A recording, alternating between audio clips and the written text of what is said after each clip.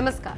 अफगानिस्तान के सही हालात क्या हैं ये बात किसी को नहीं मालूम और जो खबरें छन छन करा रही हैं उसके हिसाब से तो कहा जा सकता है कि अफगानिस्तान का क्या होगा भगवान ही मालिक है, क्योंकि कुछ दिनों पहले ये खबर आई थी कि सत्ता के लिए तालिबानी गुट खुद ही भिड़ गए हैं और खबर है कि मुल्ला बरादर को बंधक बना लिया गया है और अंखुज़ादा की मौत हो गई है।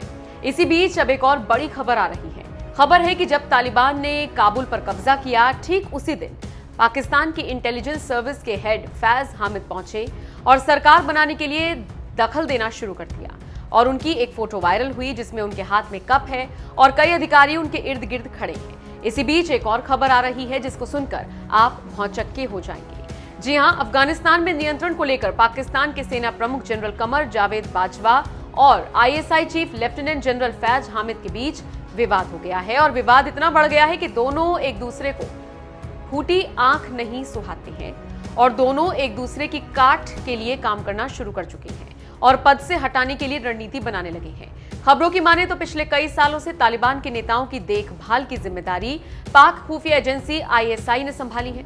इतना ही नहीं, आईएसआई अफगानिस्तान में अमेरिका के खिलाफ ऑपरेशन चलाने में भी तालिबान की मदद कर चुका है।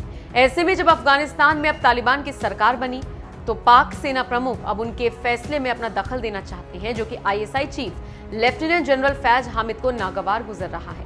मतलब यह कि काम हम करें और आदेश कमर जावेद बाजवा दें। इसी बात से फैज काफी गुस्से में है और यही लड़ाई का कारण बना है, जबकि काम करने की वजह से आईएसआई चीफ के कई तालिबानी नेताओं से अच्छे संबंध हैं। खबरों की माने तो आईएसआई ने अफगानिस्तान में अपने कई सिपह सालार बैठा रखे हैं। तालिबान के ज्यादातर गुट और उनके नेताओं ने पेशावर और क्वेटा में आईएसआई के संरक्षण में अमेरिका के खिलाफ लड़ाई लड़ी थी।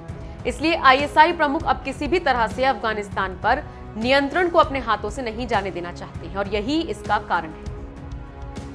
आप जानते हैं कि पाकिस्तान की सेना ही असली मालिक है और पाकिस्तान में लोकतंत्र का कोई मतलब नहीं होता, क्योंकि सेना जिसे चाहती है उसे गद्दी पर बिठाती है और उससे अपने मन माफिक काम करवाती है और कोई चुना हुआ नेता सेना के हिसाब से काम नहीं करता तो सेना उसे हटाकर किसी दूसरे कठपुतली नेता को बिठाती है। लेकिन इस बार तो इमरान खान साइडलाइन है और लड़ाई दो जनरल्स के बीच में है। अब देखना होगा इन जनरल्स के बीच लड़ाई में क्या होता है और अफगानिस्तान का क्या हाल है, वो तो रोज आए दिन दिखता ही रहता है।